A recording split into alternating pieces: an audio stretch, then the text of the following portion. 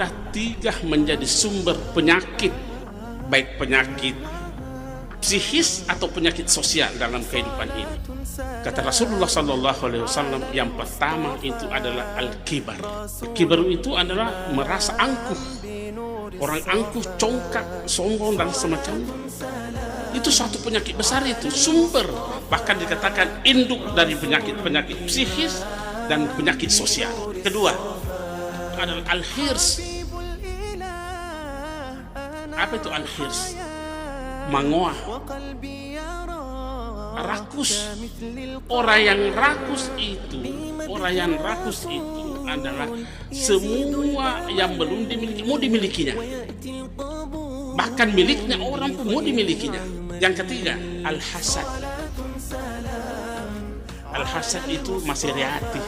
Kalau sifat seriati ini muncul, apa keterkaitannya dengan kepemilikan? Orang yang maseriati itu orang yang punya rasa hasad, dengki, selalu saja ada terbetik di hatinya, untuk menghalangi nikmat itu tidak sampai kepada orang, atau berusaha untuk menghilangkan nikmat itu dari orang, atau ingin mengurangi nikmat orang.